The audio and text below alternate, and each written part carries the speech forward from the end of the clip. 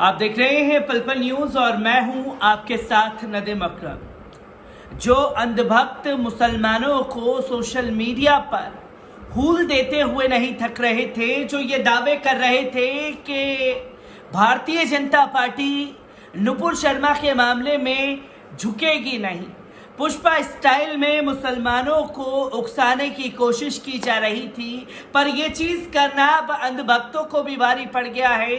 और हजरत मोहम्मद सल्लल्लाहु अलैहि वसल्लम की शान में जिस तरीके से गुस्ताखी भारतीय जनता पार्टी की प्रवक्ता नुपुर शर्मा ने की थी, उसके ऊपर भी अब भारतीय जनता पार्टी ने हंटर चला दिया है, जो ये बताने की कोशिश कर रहे थे कि भाजपा इस मामले में नहीं झुकेगी। केंद्र की मोदी सरकार इस मामले में बिल्कुल नहीं झुकने वाली है। मुसलमानों के प्रोटेस्ट से और ताबड़तोड़ एफआईआर दर्ज होने से भारतीय जनता पार्टी तो क्या, अंधभक्तों के अब्बा भी घुटनों पर आ गए हैं। और अंधभक्तों के अब्बा के घुटनों पर आने की वजह भी आप लोगों के साथ साझा करूंगा। तो वहीं भारतीय जनता पार्टी ने नुपुर शर्मा को पार्टी से लात मार करके निकाल दिया है, 6 साल के लिए निष्कासित कर दिया है और लेटर भी ऑफिशियल कर दिया। लेटर में क्या कुछ बातें लिखी गई हैं और किस तरीके से रिएक्शन लोगों का सामने आ रहा है, हर एक चीज को आप लोगों के सामने बारीकी से रखूंगा। पर सबसे पहले नजर डालते हैं कि उस लेटर में क्या कुछ लिखा हुआ है, जो ये दावा कर रहे थे कि भाजपा नहीं झुकने वाली। पर यहां मुसलमानों ने भी दिखा दिया कि नबी की शान में गुस्ताखी बर्दाश्त नहीं की जाएगी, चाहे उसके लिए कुछ भी क्यों ना हो जाए। जब सड़कों पर मुसलमान उतरे और कानपुर का इंसिडेंट भी लोगों के सामने है, तो भाजपा को घुटने पर आना पड़ा है। और इसकी बड़ी कामयाबी देखने को मिलती है वो खाड़ी देश, वो मुस्लिम देश जो लगातार मोदी सरकार को इस मामले पर घेर रहे थे। तो वहीं मौलाना तौकीर रजा खान के एक ऐलान से प्रदेश में ना की हड़कंप मचा, वहां केंद्र सरकार को भी और भारतीय जनता पार्टी को भी घुटने पर आने के लिए मजबूर होना पड़ा। मौलाना तौकीर रजा खान ने क्या कुछ कहा था, खाड़ी देशों में क्या कुछ हुआ, हर एक चीज आपके साथ साझा करूंगा। पर सबसे पहले नजर डालते हैं कि भाजपा ने प्रवक्ता नुपुर शर्मा को पार्टी से 6 साल के लिए निलंबित कर दिया है। नुपुर ने हजरत मोहम्मद सल्लल्लाहु अलैहि वसल्लम पर विवादित बयान दिया था। इसके बाद पार्टी ने उन पर कार्रवाई की है। भाजपा ने कहा कि हम सभी धर्मों और उनके पूज्यों का सम्मान करते हैं। भाजपा के राष्ट्रीय महासचिव अरुण सिंह ने एक लेटर जारी कर कहा कि भाजपा सभी धर्मों का सम्मान करने वाली पार्टी है।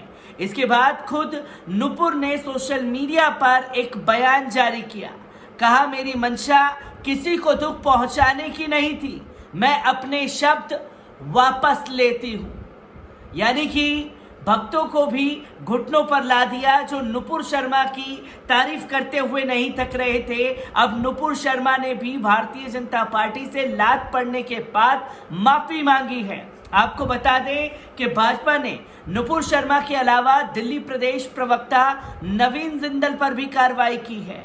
जिंदल को भी पार्टी से बाहर का रास्ता दिखा दिया है। नुपुर के बयान का समर्थन करते हुए जिंदल ने ट्वीट किया था। वहीं जिंदल ने कहा कि उनकी टिप्पणी का उद्देश्य किसी भी समुदाय की धार्मिक भावनाओं को ठेस पहुंचाना नहीं था। भाजपा से सस्पेंड होने के बाद नुपुर शर्मा ने अपना बयान वापस ले लिया है। नुपुर शर्मा ने ट्विटर पर लिखा कि टीवी डिबेट में मेरे भगवान के खिलाफ विवादित बयान बोलने जा रहे थे, जो मुझे बर्दाश्त नहीं हुआ। इसी रोष में आकर मैंने कुछ आपत्तिजनक कह दिया, जिसे अब बिना शर्त वापस लेती हूँ। अगर उस डिबेट के हिस्से को उठा करके देखा जाए, इसके बावजूद भी नुपुर शर्मा लगातार झूठ बोल रही है, क्योंकि वो पूरी डिबेट लोगों के पास मौजूद है। सोशल मीडिया पर डिबेट का एक एक पार्ट शेयर किया जा रहा है, जहां किसी ने भी मुस्लिम समुदाय की तरफ से किसी ने भी किसी भगवान के बारे में, देवी देवताओं के बारे में अपशब्द नहीं बोला था।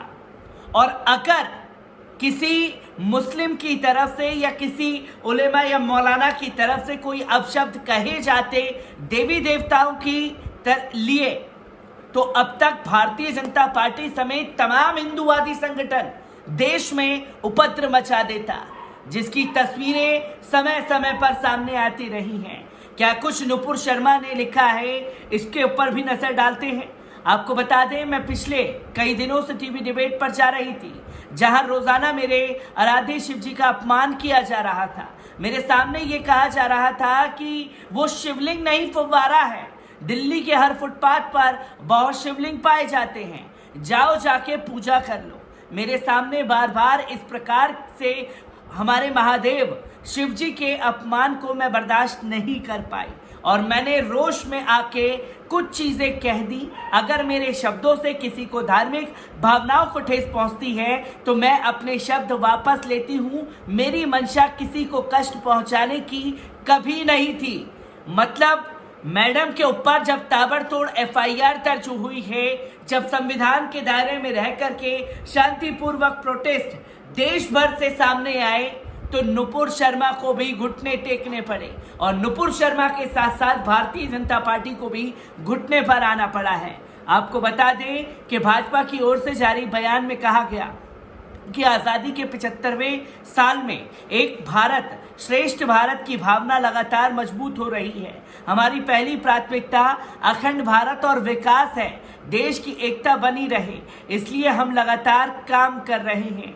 जो कि लेटर आप देख सकते हैं, जिसमें पार्टी की ओर से जारी एक आगे बयान में कहा गया कि भारत के हजारों वर्षों के इतिहास में प्रत्येक धर्म फला फूला है। भाजपा किसी भी धर्म के, किसी भी धार्मिक व्यक्ति के अपमान की कड़ी निंदा करती है। पार्टी उस विचारधारा के सख्त खिलाफ है जो किसी भी संप्रदाय या धर्म का अपमान करती है। बीजेपी ऐसी किसी विचारधारा का प्रचार नहीं करती। तो वहीं हजरत मोहम्मद सल्लल्लाहु अलैहि वसल्लम के बयान के बाद नुपुर शर्मा को सोशल मीडिया पर लगातार ट्रोल किया जा रहा था। नुपुर शर्मा के इस बयान के बाद खासतौर पर बरेली से दरगाह आला हजरत के ख़ानदान से ताल्लुक़ रखने वाले मौलाना तौक़ीर रज़ा खान साहब ने भी एक बड़ा बयान दे दिया, जिसमें साफ शब्दों में उन्होंने कहा कि अगर 10 जून से पहले पार्टी की तरफ से कोई कड़ा एक्शन नुपुर शर्मा के लिए नहीं लिया गया और कड़ा एक्शन के बाद अगर गिरफ्तारी नहीं की जाती है, तो हम बरेली में इस्लामिया ग्राउंड पर लाखों की तादाद में अपने नबी से मोहब्बत करने वाले लोग इकट्ठा होंगे। जब ये प्रेशर बना दिया गया, तो इसी के बाद हमने इत्तेहाद मिल्लत काउंसिल के महासचिव मौलाना तौक़ीर रज़ा खान के करीबी डॉक्टर नफीस खान से भी बात की, जिन्होंने साफ शब्दों में कहा कि मौलाना ने 2 बातें कही थी, जिसमें से एक बात मान ली गई है।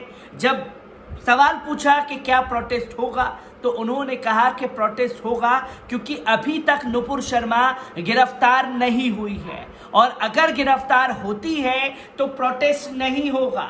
अब मांग सिर्फ यहाँ सस्पेंड कर देने से बात खत्म होने वाली नहीं है, बात अब नुपुर शर्मा की गिरफ्तारी पर है। गिरफ्तारी होगी तो एक मैसेज ये जाएगा लोगों के सामने कि देश में किसी भी देवी देवताओं के खिलाफ कोई भी आपत्तिजनक शब्द इस्तेमाल नहीं किया जाएगा, चाहे वो किसी भी धर्म से क्यों ना हो। ये मैसेज के लिए अब लगातार सवाल खड़ा हो रहा है और आगे किस तरीके से कदम मुसलमानों की तरफ से उठाए जाएंगे, हर एक तस्वीर को आपके साथ साझा करता रहूंगा। दीजिए इजाजत, शुक्रिया।